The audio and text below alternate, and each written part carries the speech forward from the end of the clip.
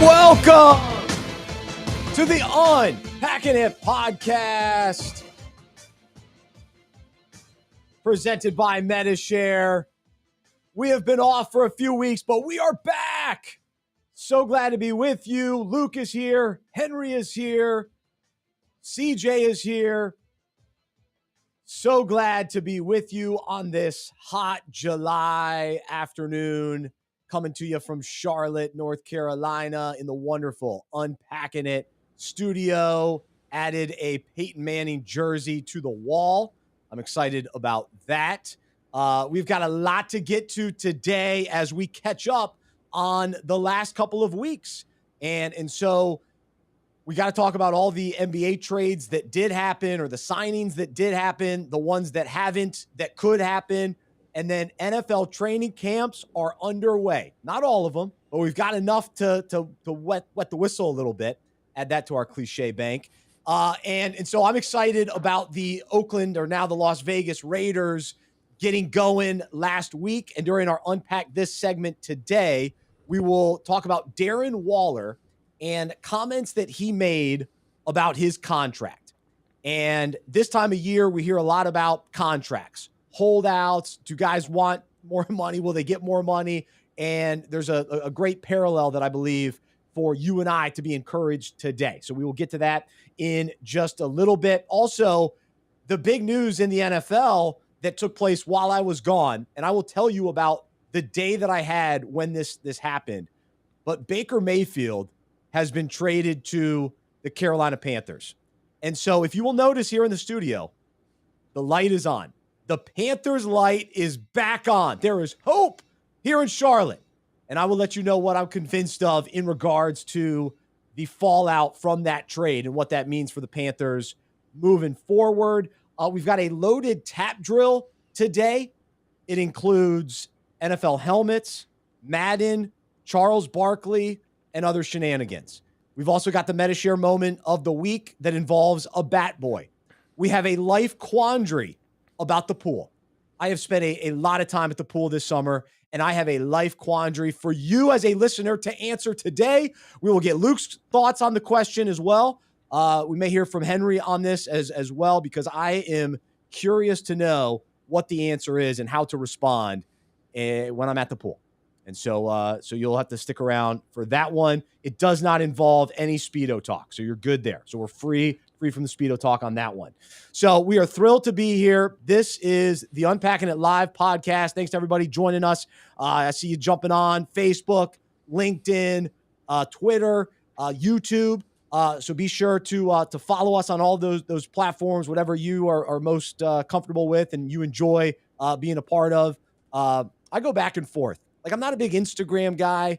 My most consistent social media platform is probably Twitter. I love how I interact with Twitter. Like, do I love everything about Twitter? Probably not. But as far as sports kind of news and quick updates, I enjoy Twitter. So that's where you can find me for sure. And you can find at Unpacking It everywhere as well. And so for those of you like Luke that do like Instagram and you like those little stories, you get on there and you see us. You see Unpacking It on there as well. We are brought to you by Medi-Share, and so thankful for our partnership with Medi-Share. And if you're looking for affordable, reliable healthcare, the best option, it's Medi-Share. So you can go to Medi-Share.com/unpackingit, Medi-Share.com/unpackingit. Medi-Share offers programs for every budget. They use a biblical model. It's a unique model for how they handle healthcare. It's not health insurance. It's a unique setup, and so you can look into it, figure out all the different details and how it can work for you and your family. It's been great for my family coming on, 6 years or so. And actually, they just did a member spotlight on my family. And so you can find that out on the Medi-Share blog.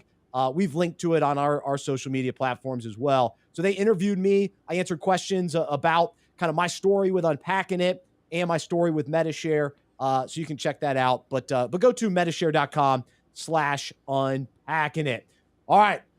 Before we do, I'm convinced, let's say hello to Luke, who has not been on this show since his trip around the world.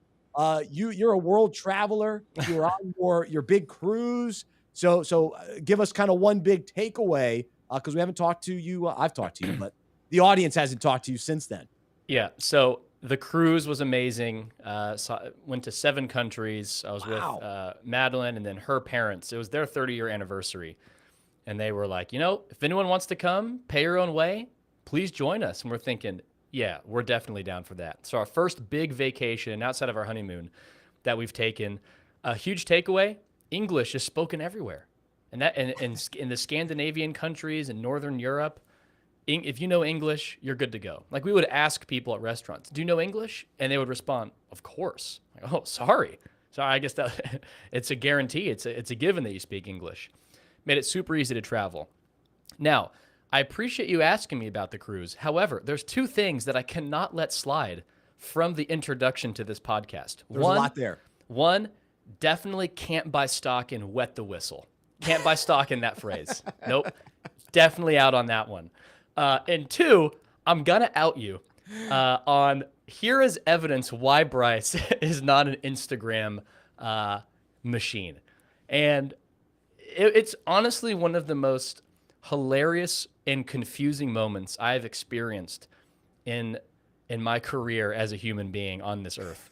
So I oversee all our social media, and it was either the Fantasy Football Fellowship Instagram or the Unpackin Instagram, and it was the Unpackin Instagram, and we do sports trivia sometimes. So I post questions, and then you have answer choices A, B, C, and D.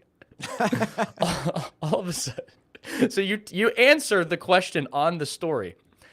All of a sudden, I'm getting DMs from the Fantasy Football Fellowship account. So I'm on the Unpackin account. I'm getting DMs from the Fantasy Football Fellowship account. I get a DM that just says A.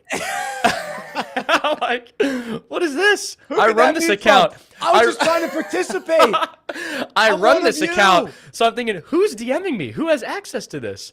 It's a reply to one of the questions, A. And then I get another reply to another question. I get a reply, B. Like, what's going on here? All of a sudden it clicks. Bryce is on the Fantasy Football Fellowship account.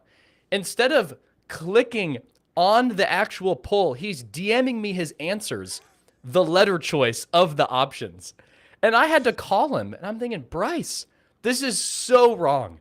You realize what you're doing. No, I appreciate the participation, but it was. I've been off Instagram ever since. I'm standing in line to order ice cream, and I'm trying to put together what on earth is happening here. I'm just getting letters of the alphabet DM'd to me from the fantasy account. So had to share that today. Bryce is not on Instagram very often, but I will give you credit. A great Twitter follow. And you got a lot of followers. Got a lot of followers. There you go. So but we never figured out if I got those trivia questions right. So I've still been wondering about that. The jury's still out on that. I was trying to participate in your questions. That must have been months ago. But but anyway, we're glad to be back together. We've taken just some time off, and for me personally, took some time off to really spend time with the Lord. I did a lot of reading. Took some time. Went on Friday. Went by a river.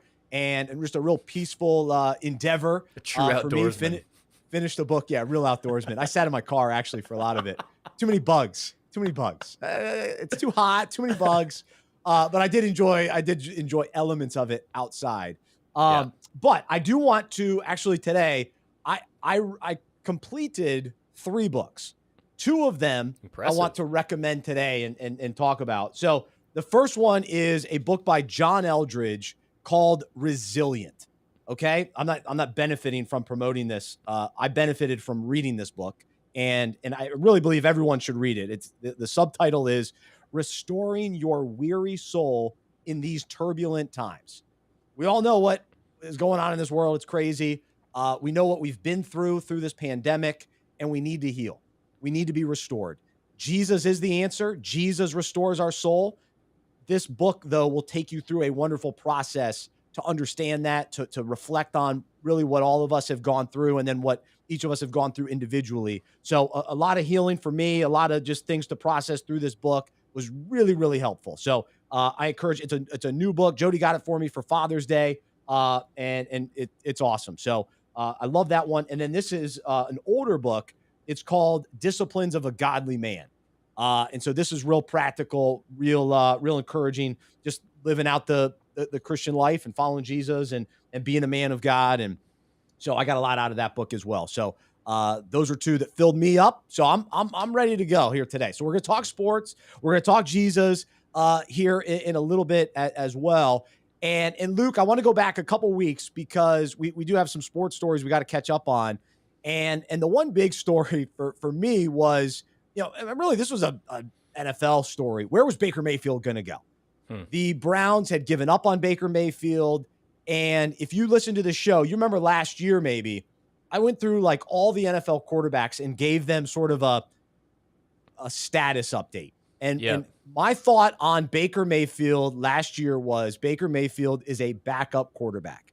That's the level of talent that he is. He's a backup quarterback. That was a confident opinion, if I may recall correctly. You were one of your more confident opinions about the quarterbacks in the league. And somewhat maybe different. Number one pick, to say he's a backup, significant. Yeah. Okay. And then if you listen throughout the whole season, I think we brought it up almost every week, but I absolutely loved the Baker Mayfield commercials. And so he ended up getting on our show as far as the topic of Baker Mayfield a good bit, but usually it was about the Progressive insurance commercials.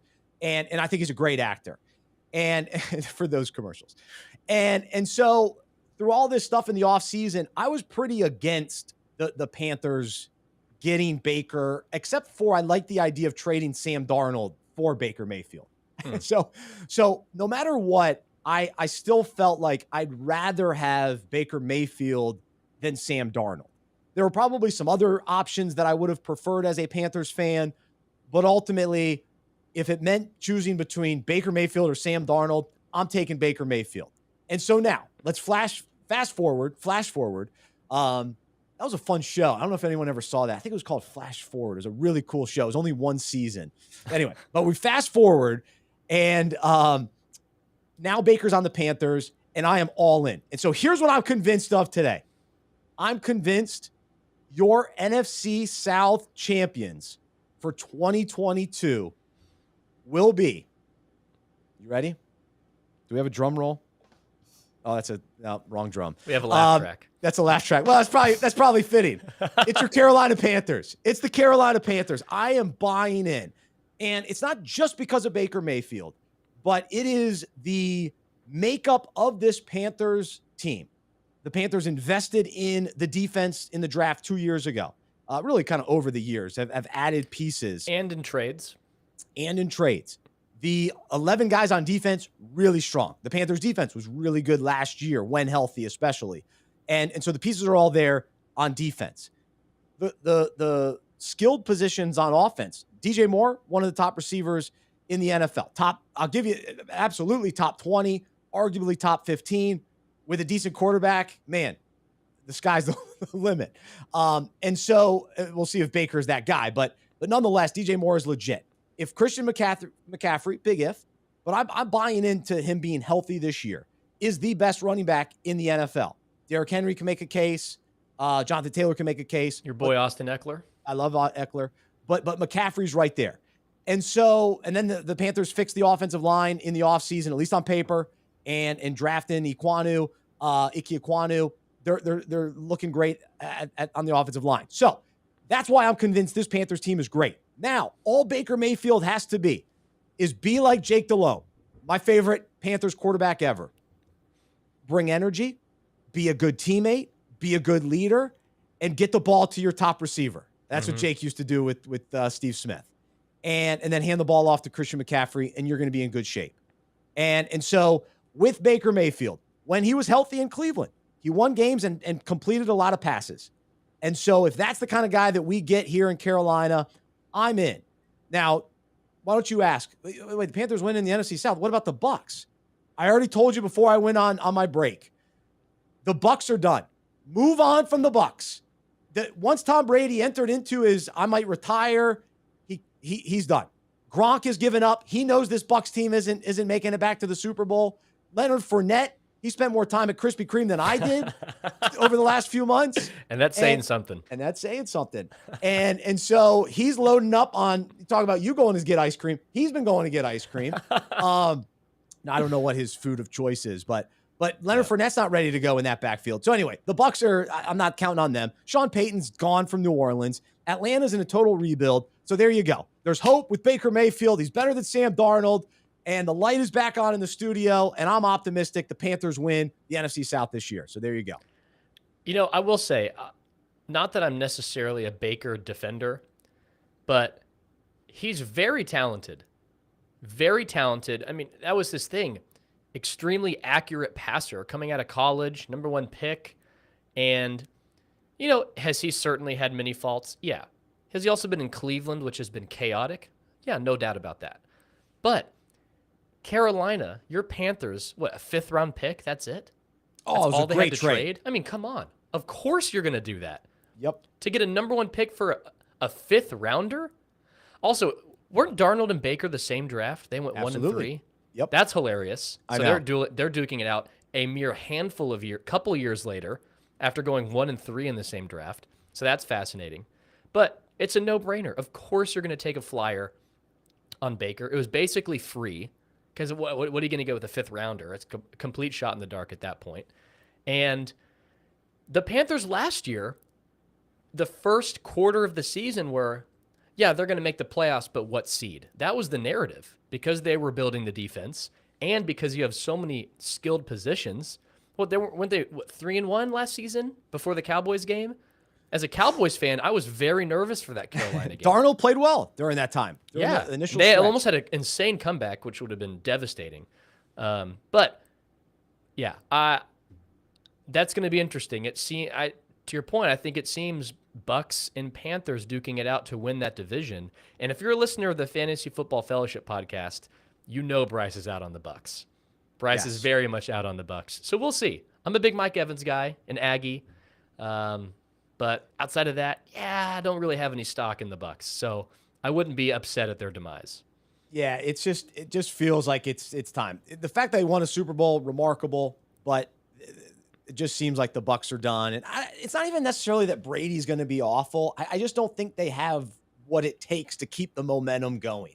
They went all in for 2 years, and last year they fell short. Rams got them, and I think that was sort of the end. It just felt like the end for the Bucs, and I think Brady knew it, and he retired, and then he just couldn't stay retired. And so that doesn't mean that he's going to come back and everything's going to be okay. I think it ended, but he's just not willing to let go. He only came back to spite Schefter. That's right. That's what we learned about this. Schefter broke the news of his retirement, and he's like, you know what? That's not how it's going to be. I'm going to play another season and then announce my retirement. Exactly.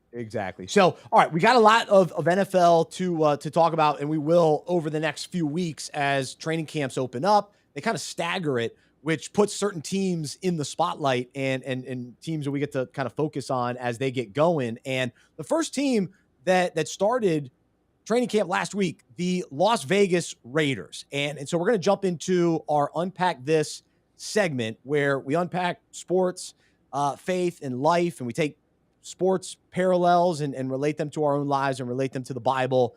And so today I want to take a look at this Raiders team. And first off, I'm going to say, as much as I'm on the Panthers bandwagon this year, and I was not on the bandwagon at the end of last year with the Panthers, I was not on the Raiders bandwagon last year. And all that they went through with Gruden and all that kind of stuff, I appreciated the run that they were on, but I just wasn't really buying into them. They surprised me. They did well. They made it to the playoffs, shockingly. But this year, going into the season, I like what they've done. I like the pieces. I'm a big Derek Carr fan. Adding Devontae Adams is just undeniably huge for them. To add him with Hunter Renfrow, the consistency, the reliability of him, and then one of the top tight ends in the league, Darren Waller. And that's who we're going to focus on today because his story is remarkable. So on a side note, just his overcoming drug addiction that began at the age of 15 and multiple drugs, alcohol. He was suspended for a whole year in the NFL back in 2017. The Raiders gave him a shot in 2018, and then he really burst onto the scene in 2019. 19, 20, 21 had good, solid seasons. 2020 was his best year, led the NFL in receptions for a tight end. So based on the success that he's had, he has now become underpaid. And this happens in the NFL, especially a guy like him who was almost out of the league, and he was just thankful to have a contract. Well, now at this point, he's playing like one of the best tight ends in the league, and you're able to negotiate to say, hey, I gotta make more money. Now, what we often see in the NFL this time of year, guys like to hold out. Guys say, I'm not coming to camp unless I get a deal. And they stay home. Darren Waller, he's there. He has shown up to camp. And here is his comments when asked about it. He says, I'm focused on playing right now. My agent handles that. Whatever is going on there is whatever is going on there. But whatever the outcome is of that, I'm here and I'm playing. And I find this refreshing. I think it's awesome that Darren Waller is at camp. And the best part of this is that he's saying, hey, I'm going to control what I can control. And he's not actually saying this. I'm putting words in his mouth, which drives me nuts when other people do that. But I'm going to do it anyway. But he's saying, hey, I'm going to control what I can control. He's trusting his agent to do what he does. He's saying, hey, my agent does that. That's my agent handles that. That's the line. And so he's Darren Waller remaining focused as a player and the role that he's responsible for, being a tight end for the Raiders. He's there for his teammates. He's showing up. He's got the right attitude, right perspective, and letting his agent handle the contract. So the question for us today, I got a couple of them. But first off, how different would our lives be if we operated with a similar mindset? Because as followers of Jesus, we serve a God who loves us and is working on our behalf and for our good. And so he knows what he's doing. And so that allows us to trust him to do what only he can do so that we can then focus on the role that he's called us to. And so we let him fight our battles. He's the one fighting our battles, handling the outcomes, and he's with us each step of the way. But what do? We get all worked up. We try to get caught up in all the details of everything, and we're worried, and we're focused on certain outcomes that we really want to see happen, and when they don't happen the way that we want or the timing that we want, we get bent out of shape, and we're filled with all those negative emotions that weigh us down. But what if we actually said, no, my God handles that. He's fighting the battles for me, and I'm just going to do what I can control and have the right attitude and have the trust in him. And so the Old Testament gives some great verses where God continues to remind his people that he's fighting their battles. And so in Deuteronomy it says, you shall not fear them, for it is the Lord your God who fights for you. In Exodus, Amplified Version, the Lord will fight for you while you only need to keep silent and remain calm. And then, so that's the Old Testament. So God's fighting the battles for his people. He's providing the strength. He's in control. He's got the outcomes taken care of. And then for us, we know that Jesus came to earth, fought the ultimate battle on our behalf. Just like an agent is working on behalf of his players, Jesus on our behalf died on the cross, rose again, and defeated sin and death. And so now, this is what he says in John 16:33, that in me you may have peace. In the world you will have tribulation, but take heart. I have overcome the world.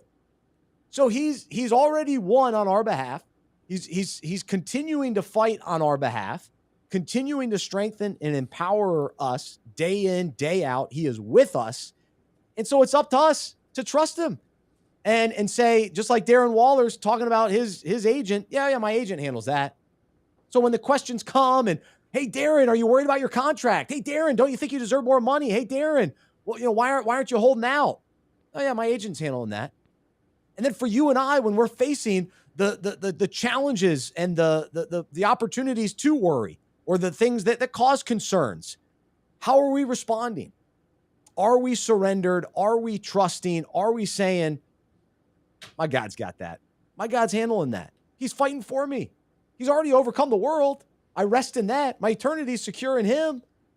These other battles that come up, they're hard. They're challenging. Life is brutal. Trust me. But God's working for our good, and he's working on our behalf. And so we can trust him and stay surrendered to him. And so I'll leave us with this as well. In 1 Peter, it says, casting all your cares, all your anxieties, all your worries, and all your concerns once and for all on him, for he cares about you with deepest affection and watches over you very carefully. And then Psalm 55:22, cast your burden on the Lord, and he will sustain you. He will never permit the righteous to be moved. And so instead of becoming distracted and filled with worry over all of our problems and desired outcomes, we can continue to say, my God handles that, and allow him to continue to fight for us. And we just have to let go and kind of not get in the way. Ultimately, God's going to do what he does, and he can handle it. He doesn't need our help. But he allows us to participate in the work that he's doing. And we are called to certain action. But ultimately it's a surrendered heart. It's a trust. That's what he's after. And that's how we can live with peace and not having to be caught up in worry and everything else. And so I hope that's encouraging to you today, as we take a look at Darren Waller, and I appreciate his approach. And really it comes from I'm putting this on him, but a heart of thankfulness. He's thankful to be in the NFL. Now he's earned a better salary. So I understand him wanting to get, have his agent work on his behalf and that kind of thing. But it also comes from a thankfulness and really a right attitude. And so I do think there's some similarities and parallels that we can be encouraged by from Darren today. So, Luke, God's fighting our battles. Any other add-ons that you've got for us today? Yeah, this is really relevant to something I've been, wrestling with recently. I was meeting a older guy, his 40s. I'm sure he wouldn't want me to call him older. Yikes. Older than me. I'm closer to 40 than I'd like to be. In my community group, we met for coffee and really enjoy spending time with him. And he just been challenging my idea on the importance of faith and belief at the center of everything. Like what our prayer life looks like, that relates to our belief in God. Do we actually believe prayer is important? Do we actually believe God can do this? It's not necessarily a busyness thing, but it's centered on our belief. And you talking about, the idea of God fighting our battles, do we believe that's true?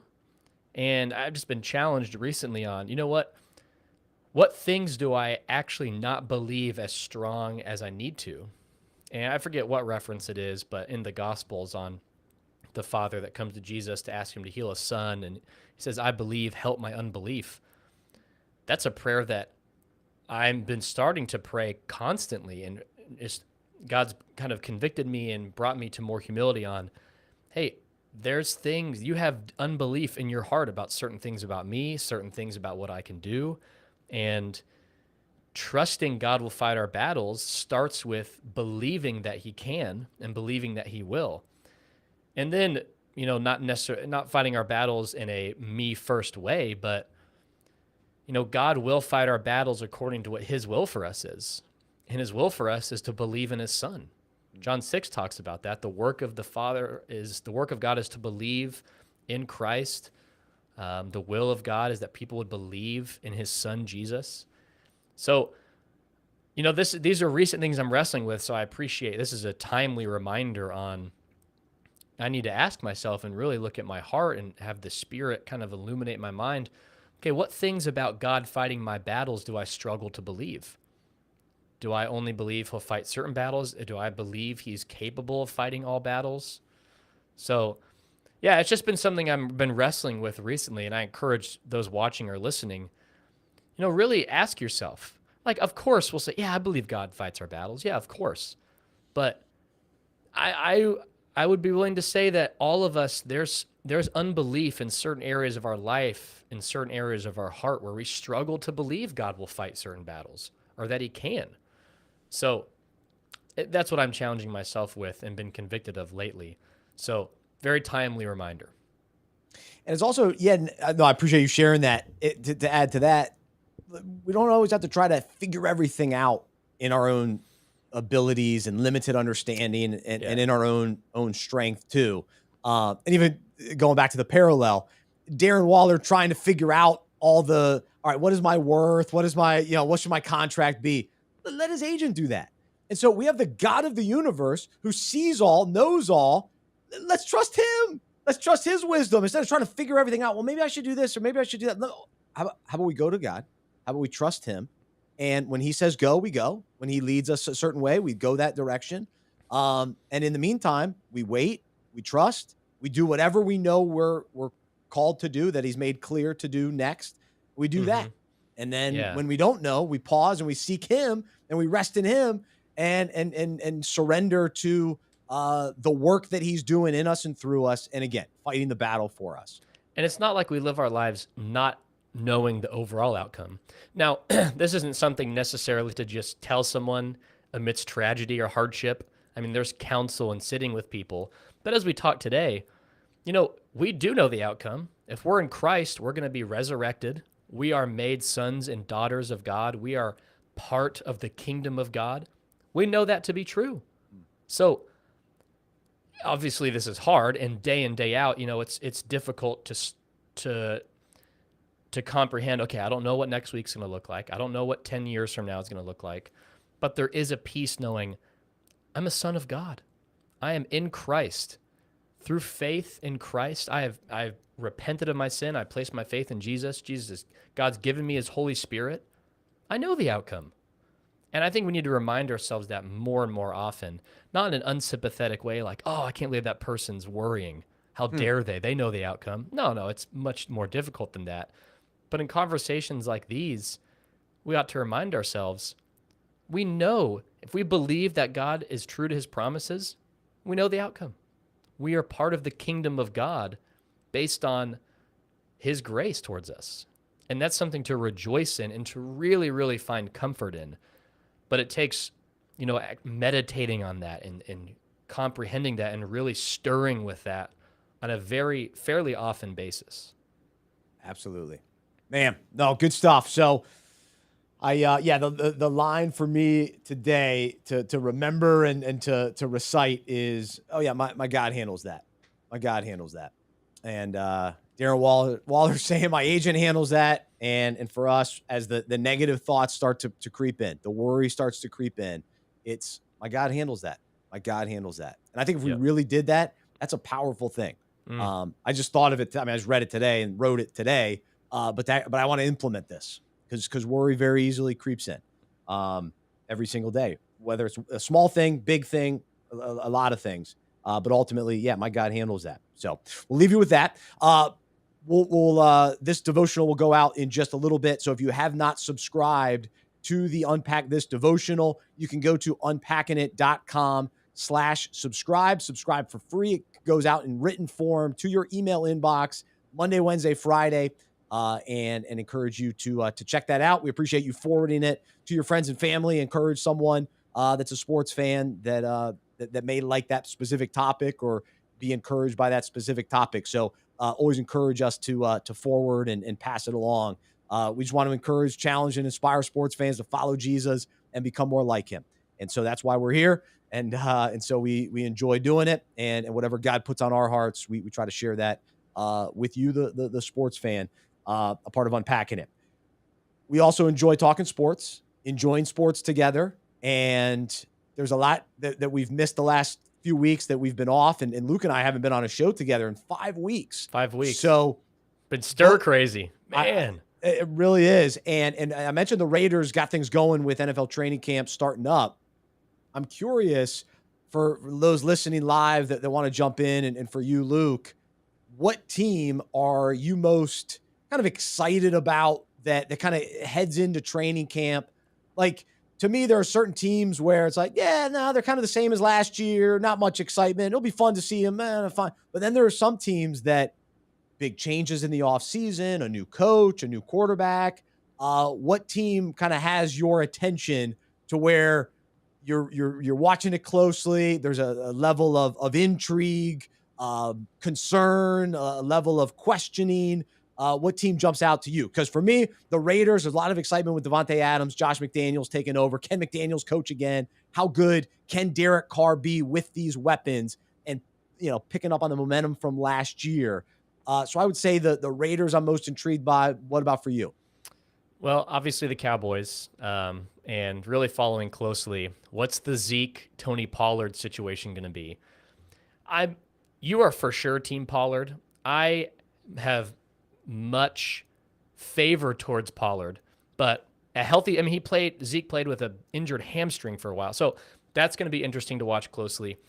Overall this season, maybe this is just recency bias, but has there been an offseason with more question marks and almost prove it years from the quarterback standpoint than this upcoming season? There's so many. The jury's out on so many guys. Tua, huge prove it year. If you don't do it this year, is it going to happen?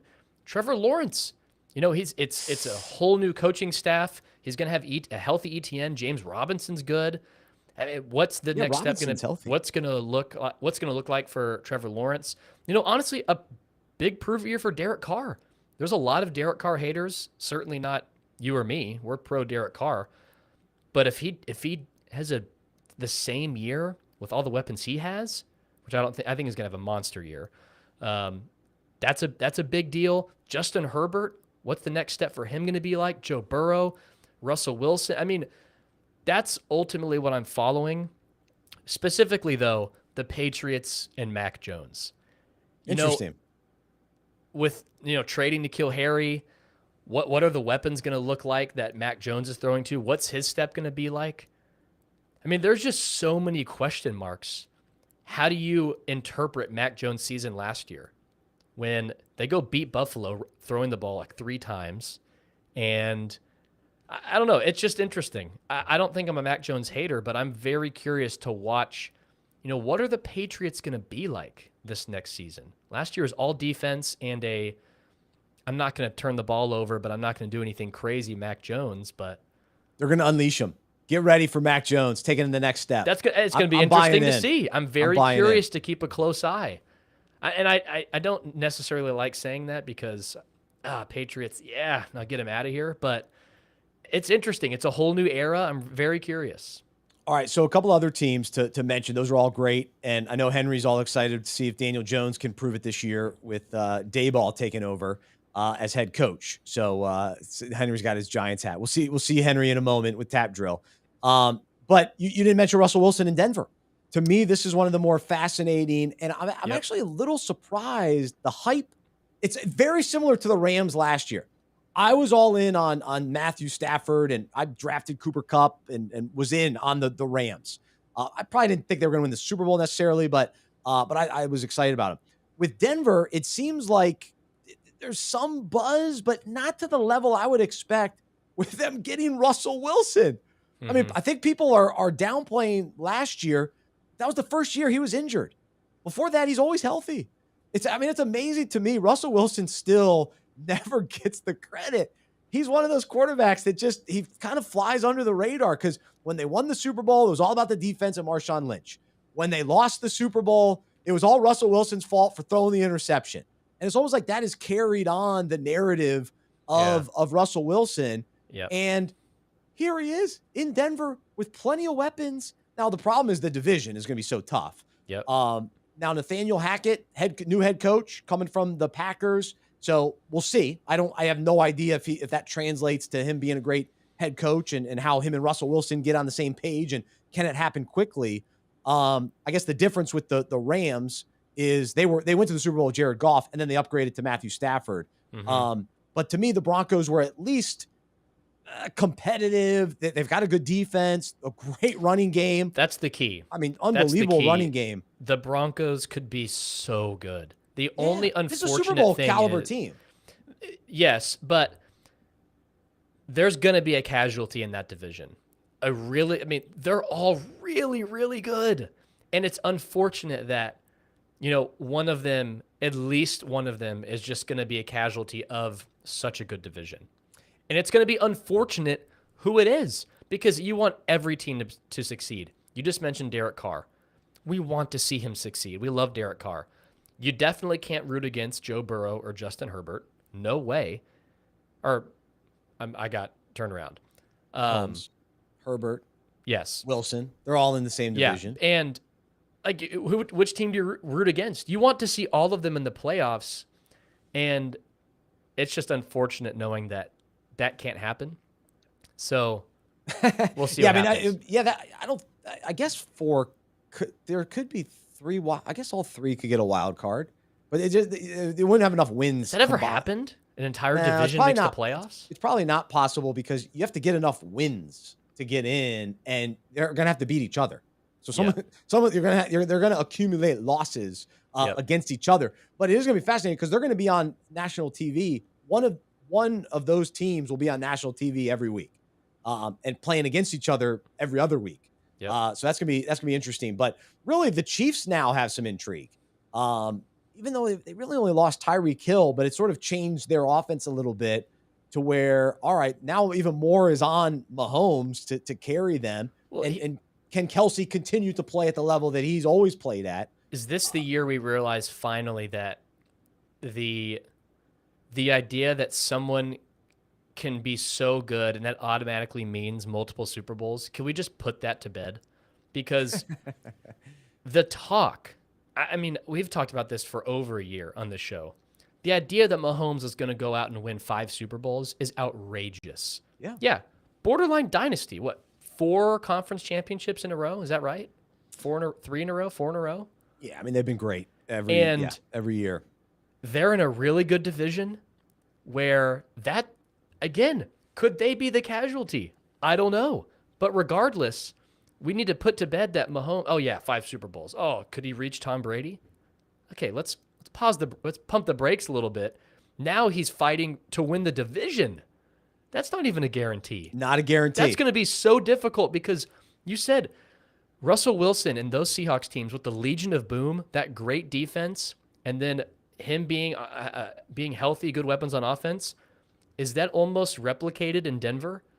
Great defense last year. Now, I know head coaching change, and now he has, Roger just commented on Facebook. Has he ever had more weapons than this? Nah. I mean, Lockett, Metcalf, those are top guys, but he's never really had a tight end.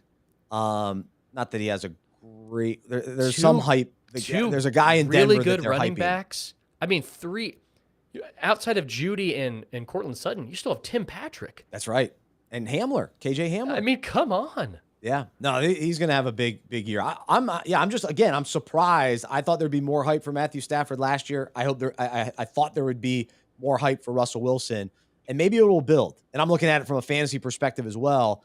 But yeah, I think Wilson's gonna have a very nice season. All right. So the other thing that's been going on the last few weeks, the NBA has been crazy. And if you listen to this show, you know that Luke and I and Henry too, we're diehard NBA guys. Diehard. I love the first week of July, the second week of July with free. I care about every free agent signing. If a team signs the 10th man, I want to know about it. I want to know how much he got. I want to know what his role is going to be. I'm in. Summer League, I'm in. Intern Landon is all about Summer League too. Oh, yeah. So, I was watching replays of Summer League. So if I didn't catch it live, I'm going back to watch it. So I'm all in. But the big question that still looms over the NBA is, where will Kevin Durant play next season? Now, before our break, I said Kevin Durant was going to go to the Heat. So I'm still kind of like clinging to that, but I don't think the Heat can offer the best package if they're not going to give up Bam Adebayo.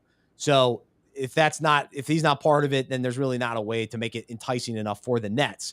And then apparently the latest news is Kyrie Irving would be open to playing for the Nets next season. So the saga with him, as you know, and I don't even want to talk about it anymore because I talk about it way too much on the show, but the saga with him, it's unbelievable. The roller coaster ride. And so the news today, too, was Kevin Durant possibly to the Celtics, which I'm very intrigued by. I like that possibility because if we get a rematch of the Celtics and Warriors in the finals and Kevin Durant is on the other side going up against the Warriors, sign me up. I'm in. Now, the thought of Kevin Durant going back to the Warriors, no, I'm out on that. Please don't let that happen. That should not be considered. That ship has sailed. We saw it. We've moved on. Don't go back to that. So I don't want that to happen. If he goes back to the Nets and it's him and Kyrie next season, want. Seems a little boring. I like the movement. I like to see some action. So I'm now kind of rooting for the Celtics situation. So let me offer a different perspective. Why would you want anything to do with Kevin Durant? Now, I realize I say this knowing top 3 player easily. I mean, good argument for best player in the NBA still. But he's older. He's proven to be somewhat injury prone. And is he almost like the risk to where, he's going to want to move on pretty quickly? So as a franchise, I was listening to Dallas Sports Radio this morning, and they talked about, do you want to trade 5 years of your future for 2 years of Kevin Durant? I don't know. The rumor that the Nets want Jaylen Brown, Marcus Smart, other rotation players, and multiple picks is outrageous to me. Why? That's not worth Kevin Durant. Is Kevin Durant better than Jaylen Brown? Absolutely. The Celtics offering Brown, Derek White, and a pick or 2 picks? Yeah, that makes sense. I agree. But to then give up more rotational players and Marcus Smart and more picks? Come on, what are we doing? Jaylen Brown, Jason Tatum, entering into their prime, they were in the NBA Finals, and they got better. They added Malcolm Brogdon. So why would you? Which I liked a lot. Why would you hurt your depth and get rid of 2-star players for Kevin Durant, who is an upgrade, but is the net, no pun intended, a downgrade? Yeah. Like, come on, what are we doing? At what point is it not worth it? It's just outrageous to me. And we have to keep going back to this truth. Kyrie Irving cannot win without LeBron. He has been, I'm going to be careful with this. He has been a loser. He has not won a lot of games without LeBron James. That's the reality. When he was in Cleveland, they were a lottery team. So he couldn't carry that team. Kevin Durant, outside of Steph Curry, not a huge winner. Now, I know. Him and Russell Westbrook, they were okay with the Thunder. They went to the finals. So, to a certain extent. But Durant's not guaranteeing you a championship. Steph Curry will. LeBron will. But not Kevin Durant. I'm sorry. It's and just definitely hard not Kyrie Irving. It's hard because it's obvious that Kevin Durant is a Hall of Famer, one of the greatest players ever to play. But for some reason, he hasn't been able to lead the classic, I'm leading this team to success, to the finals. That Thunder team, Russ and Harden and Ibaka, loaded. Kevin Durant's great, but his only real success championship-wise is with, it's like, what are we talking about? Of course they won those years with the Warriors. One of the greatest teams ever assembled. It's unbelievable. And chances are they would have won without him. But I heard this morning on the radio. If the Celtics, you're going to trade for Kevin Durant, he got bored and he left after winning 2 championships in Golden State. If he's going to leave that situation, why would you want to offload 5 years of the future for that? When, he'll probably want to leave in a year and a half. Yeah. Like, what reason do you have to believe, this is going to have for sure success? I don't know. I really don't know. It's very Especially fascinating. The Nets are asking for everything. True. Because they don't want to trade him. They probably just want to keep him. Well, which I as you should, They'd rather have Kevin Durant than whatever else is out there, unless someone offers the farm, so to speak. Add that to the cliche bank. So, that's where the Nets stand. So I understand, them not wanting to they're not forced to make a deal. He's still under contract and he's not leaving in free agency. He's still got a couple years left on his deal. Yeah. So that's the difference. This is just me personally, but how can that be fun to go to these contenders? Like, I get it from the perspective of I want to play good basketball. And he talks about that. Like the Warriors, they played great basketball. Yeah, but that takes the fun out of like knowing you're going to win 99%. You're 99% sure you're going to win. That's not as fun as 40% sure or 50% sure you're going to win, where it's really competitive. And we're going to give it our all, but I'm not sure if it's going to be enough. That's like the perfect zone to be in sports. Then, yeah, we're going to win this. That's just not fun. But that's me personally. That's just not as fun. Yeah, no, I like the uncertainty, but I am intrigued by the potential rivalry between the Celtics and Warriors. That would be fun to me. So I like the building of that. Yeah. That could be. And then, LeBron's he's still around. He's still around. They don't know what to do with Russell Westbrook. That's still floating out there as well. Is he going to end up in Utah or Indiana or I don't know, San Antonio? It's an insane offseason. Insane off. And yet the Mavericks are still like, yeah, we'll just kind of stay neutral. We'll get a little bit worse. And yeah, we got Luka. We'll be fine. Well, we'll say goodbye to Luka in 3 years and look ourselves in the mirror and say, why did we get it so wrong? Same with my Hornets. It's just not good. It hasn't gotten a lot better. Hasn't gotten a lot better. I know. It's a bummer. Except my boy Mark Williams from Duke. Really good. Really good. Really yeah, I'm excited about him.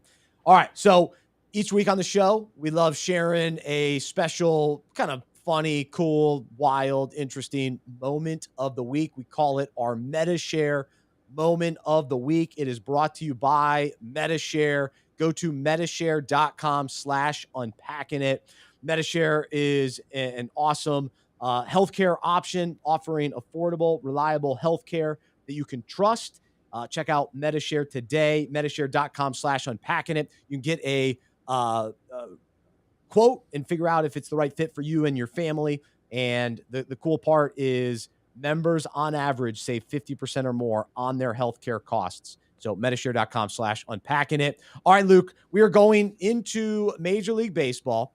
This took place recently. The A's and the Texas Rangers. My Rangers. Come on now. There you go. And so we will play the audio and the video. Here we go. There's the 1-2 to Garcia. This one lined into the Ranger bullpen, and what a play! The replay here is so down the cool. right field line. His job is to protect those Rangers pitchers. That boy. And Jonathan Hernandez, who was warming up. The hoodie up underneath the helmet. Good look there. For the ball Huge boy. proponent of the hoodie Perhaps hat the combo. highlight, Mac, of his life. No question about it. That ball is going to take one hop and definitely Can go we into that discuss Rangers why? bullpen. So I know the fellas down there appreciate Why that there's play. not a better How about at the solution end to that where he the showed that he pitchers caught warm it? up? Like an umpire's What gonna- in the world? Why totally on agree. earth? Why on earth is the bullpen right there? This kid saved the pitcher warming up in the Like bullpen that is right off the foul ball. Can you actually focus if you're warming up there where every 15 seconds I could get destroyed by a foul ball? You can't get in the zone. No, I don't. And they're putting understand it. one now generational play from the bat boy. Shout out to the bat boy. However, is that your greatest solution? Yeah, we got one bat boy who's going to be our single-handedly our defense here. I don't know. But we don't want to take away unbelievable play from him. And then he holds the ball up like the ump's going to call him out. So cool. He made sure to hold the ball up like he That's caught a good it. observation. Yeah. I didn't notice that. That's funny. So the question then becomes, anybody listening, have you ever been a bat boy, ball boy? What sport? And what sport would you want to be the ball boy, bat boy, or girl for? What sport would you want to do that for?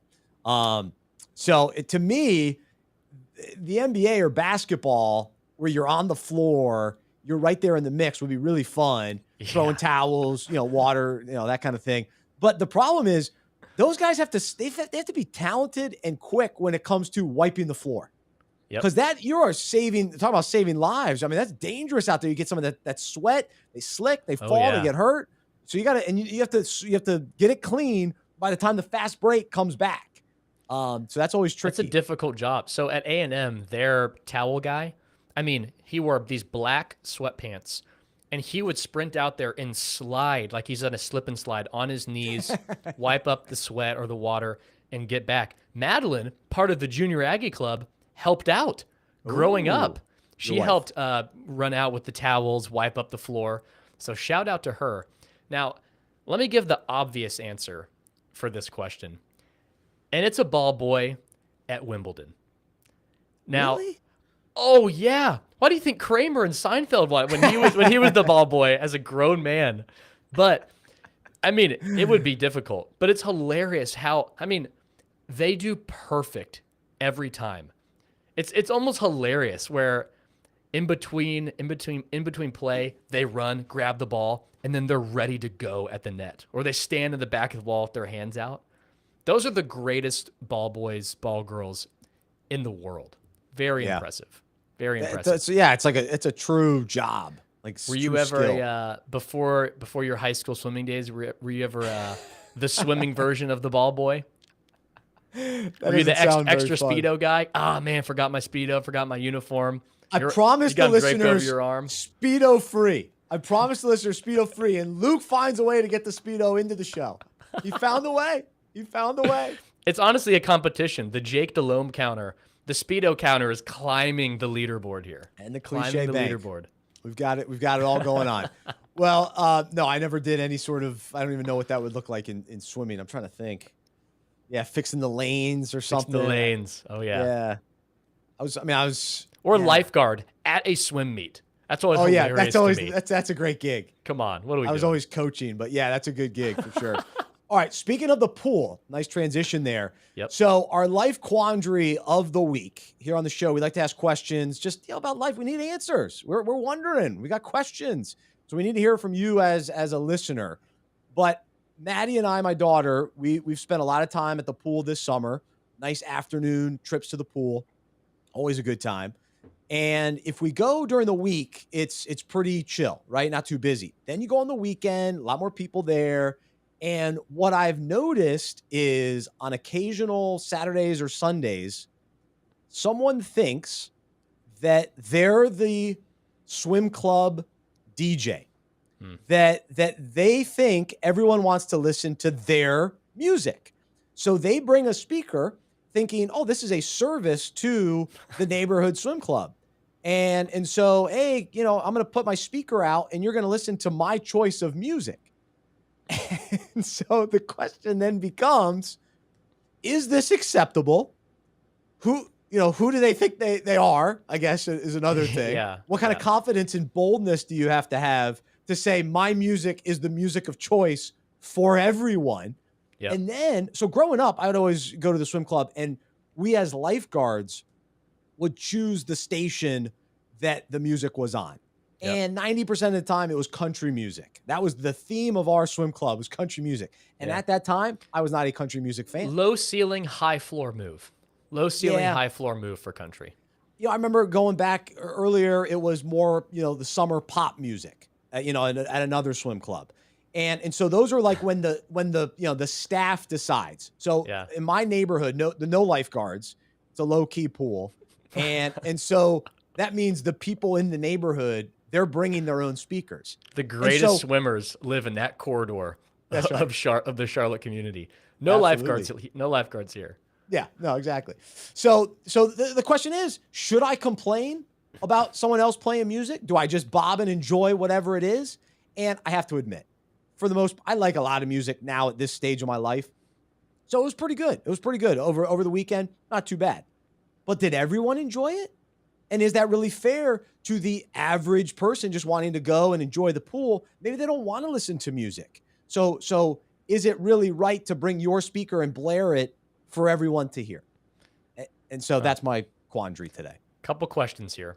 First, so there's no lifeguard operated speaker system there. Nope. So it's silent. It's quiet unless someone decides, quite boldly, I may say, I can't knock their confidence to be able to, in public, declare yourself as the disc jockey. That's a pretty bold move. Now, my other question is, if you were to take the reins, would people appreciate your metal music, your grunge Christian rock? How many people would toss a vote in for that? Yeah, that's right. Well, no, I was thinking about that. Like, what if I just brought praise and worship music, which I enjoy? I've been listening to lately. Going back to some Charlie Hall. Do you know Charlie Hall? He's kind of a classic Probably 2000s. Shaming me. He's a classic. He's classic. You know all his songs, but you might not know who he is. But anyway, Michael W. Same generation as Michael W. Smith. No, a little younger than him. Okay. Michael's the GOAT. He's an old school. He's late 80s when he did Friends Are Friends Forever. So anyway, that's a side note. But yeah, what if I started playing Michael W. Smith at the pool? Well, that would be people awesome. Think of that? How bold would I have to be for that? Well, you could get away. How long would that last? We'd have to do an over-under. How long some Chris Tomlin would last at the pool. Yeah, they don't even let Chick-fil-A do it anymore. Chick-fil-A they have to go instrumental Christian music. Instrumental. That was one of the worst. I love Chick-fil-A. I listened to a podcast by one of their... Pretty soft. I didn't like that move. I liked going into the bathroom and hearing a little, oh, God. All right. Yeah. I can take care of business. Well, here's the thing. If you went kind of like the Christian pop music that's on the radios today, you'd get away with it for years. No one would bat an eye because I'm listening to the songs. Not one mention of Jesus. There's he. That's not We're good. talking about some he that's blessing us. Oh, he loves me so much. Like, it's just a love song. Who are we talking about? So you could you could play that and get away with it forever.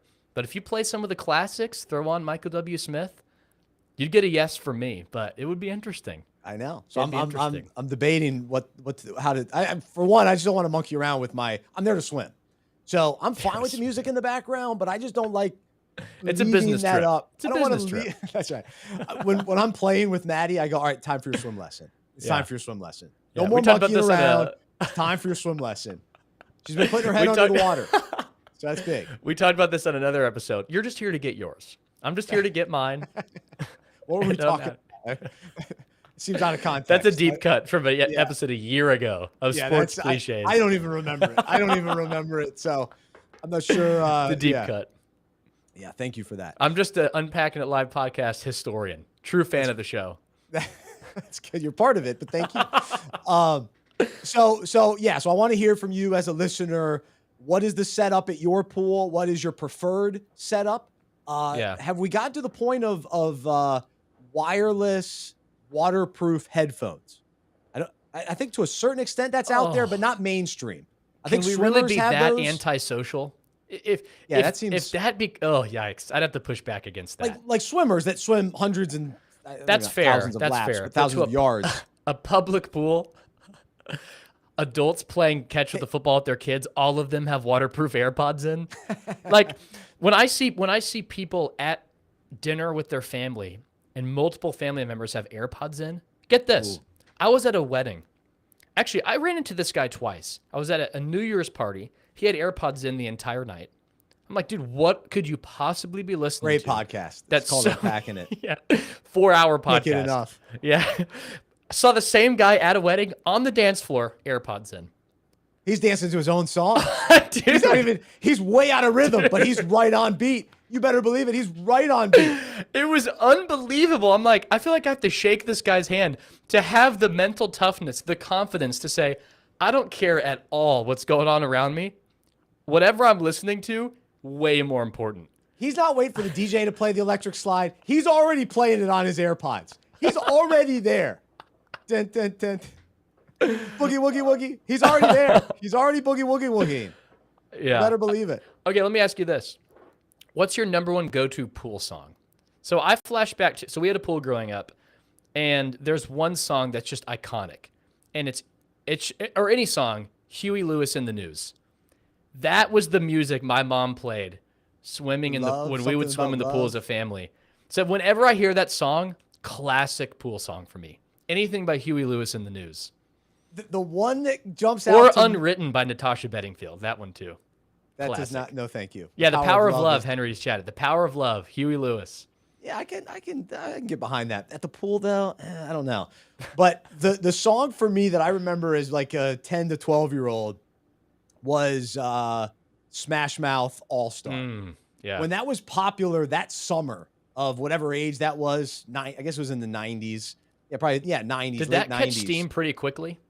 Oh, that was a huge hit. Okay. Huge hit. Because it's made it makes a comeback every year. Or maybe it's just never gotten old. Well, that's debatable on who's answering that question. Fair. But it still hangs on. Hey, now you're an all-star.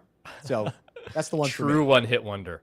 True one-hit wonder. No, they had a couple other ones. You're being They're generous. They're not a classic band by any means. No, sorry, Smash Mouth. All right, so there you go. There's your life quandary this week. So we'd love to hear from you. The key to this, if you listen to Unpacking It, the key is getting to the latter part of the show. We go totally off the rails because you have to think about this. So you listen to some of the top radio hosts out there, Colin Cowherd, Dan Patrick. Those guys take a break every 10 minutes.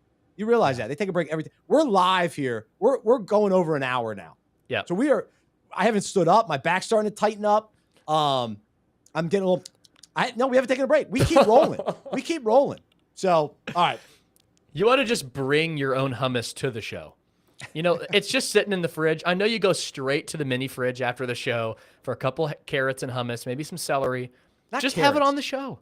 Don't put carrots on me. I'm not a carrot guy. I'm allergic to carrots. So no carrots. Emotionally allergic. No, I like cooked or sweet carrots, but not raw carrots. Oh, it's awful. Get them out of my salad. Get them out. Get them out. All right, let's bring on Henry. We'll keep things rolling with Henry. He'll kind of give us a breather here, but we're gonna do tap drill. So let's say hello to Henry. Henry, good to see you. It looks like you're in your shed today. Are you in a shed? We'll go full screen Henry here. Get ready to mow the lawn. Boom. Yeah, I'm about to go outside, mow the lawn. I'm about to actually put the pink flamingos away because we're in the dog days of summer now, and trying to get the tractor going. The shed's a little concerning, so we'll go full screen again. We got not sure what's going on in the right side. He's a woodworker. He's about looks like big stairs. project, but then we got two body bags in the shed. Yeah, those are stairs back there. Actually, what you see behind me there, those are speaker stands. Okay. Ooh, all right. So you're at church. You're actually at church today. I'm actually at church, yeah. All right. Well, let's keep things rolling, and I think we got 5 questions for us today here on Tap Drill. Henry, take it away. All right, let's start off with one of Luke's favorite characters, if you want to call him a character. Charles Barkley is in the news, and he was actually at a Pro-Am, and he was talking with Dan Patrick on the Dan Patrick Show, and he made an ultimatum to the people of the Live Tour.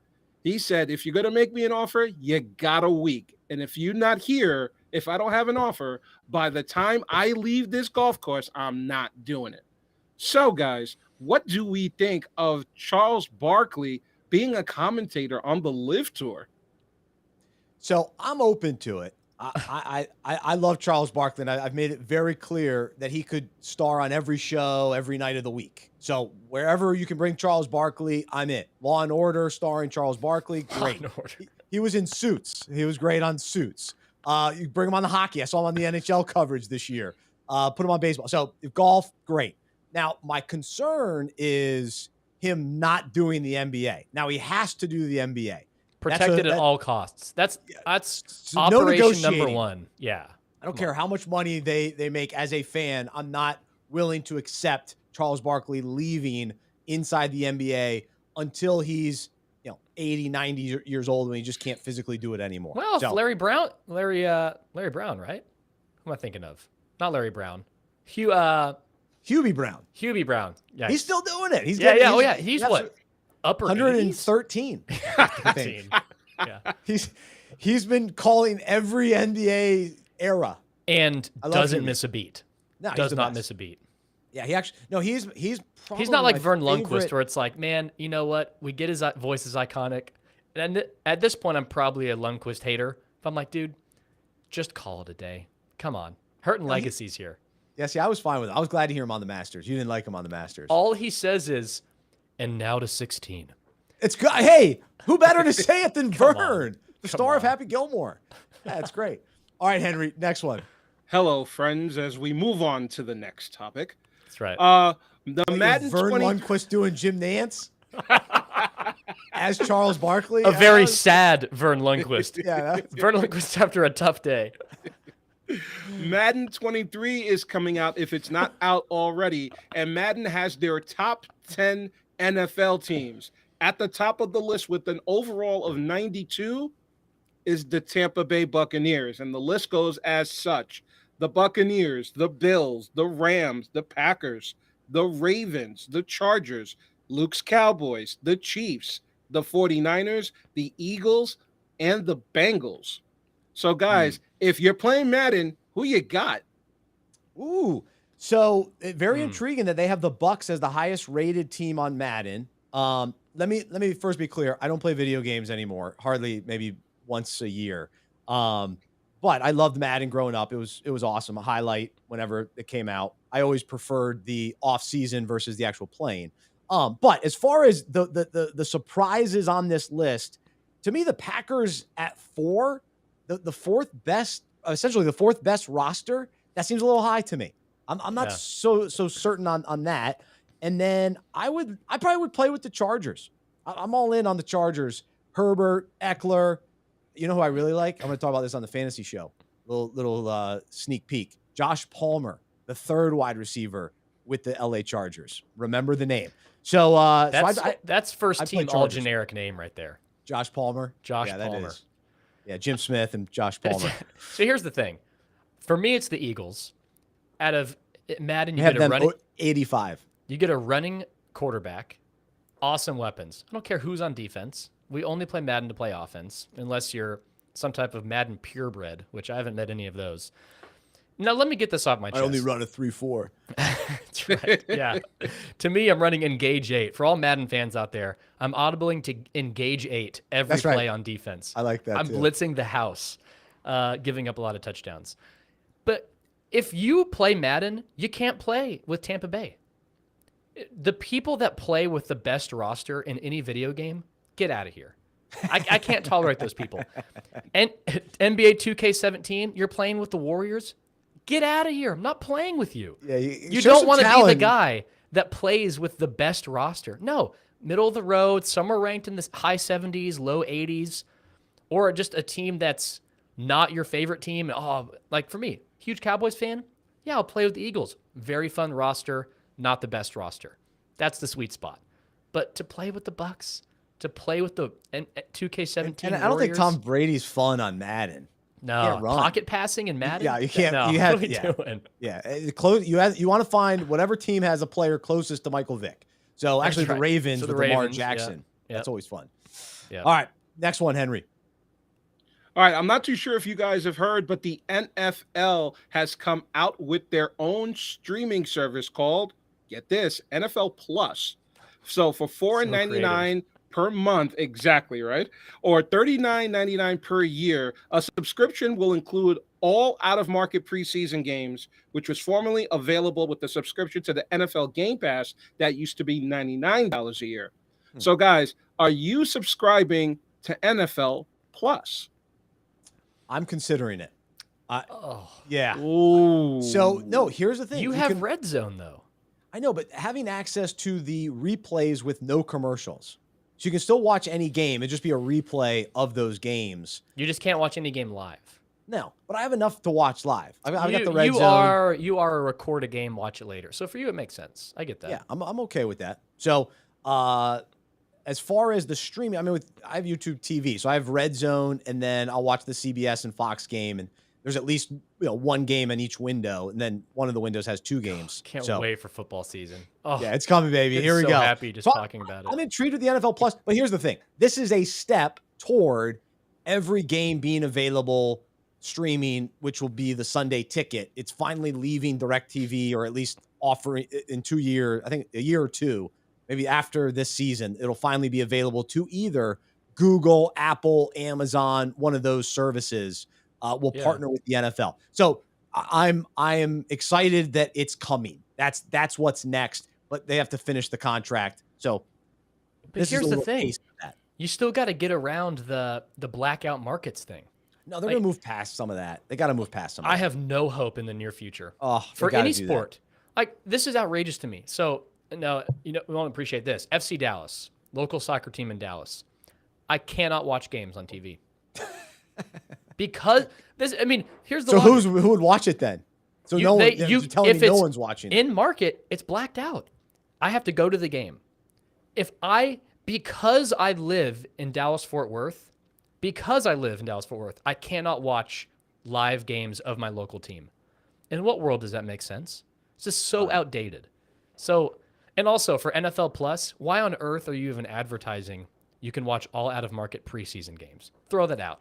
Whoever decided that should be included in the advertisement copy. What are we doing? Has anyone read that? I'm the only one. Has All right. anyone read that and rejoiced? Yes, finally, all of the out-of-market preseason games. To your point, the attractive feature, you get the all-22 film. So for like NFL analysts, radio guys who care about that stuff, that's a huge feature. And replays of games is nice. But the live game feature, pointless. On your phone. I'm not watching a game on my phone unless I'm like come on. At an event that I have to be at. Yeah. That I try to limit. And a live game on your phone does not meet the criteria to beat out the man cave setup that you have of the multiple big TVs. Doesn't stand a chance. And I'm not even as a third option or a fourth option putting it on my phone. I'm just that's a non-option. Especially as an Android user. You're not easy with the Android. Easy with the. I could be an iPod if I wanted to, or an iPhone. A magnifying glass to look at the pixels to see who's actually carrying the ball. Get out of here. I'm with Luke snobbery. actually. I'm with Luke on the blackouts. Luke, I can feel your pain when it comes to the soccer blackouts. For whatever reason, up here in Connecticut, we could watch the New England Revolution, but we can't watch NYCFC and we can't watch the Red Bulls for some reason. They're blacked out also. So dumb. That doesn't make sense. They gotta fix all that for sure. All right, Henry.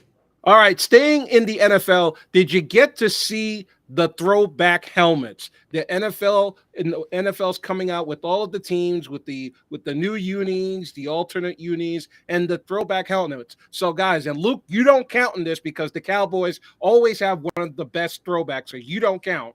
What stood out to you with the new throwbacks? So, and then the alternative helmets too. The Panthers will go all black, which will be fun. So I like the Panthers one. The Bengals, they have a white one with the black.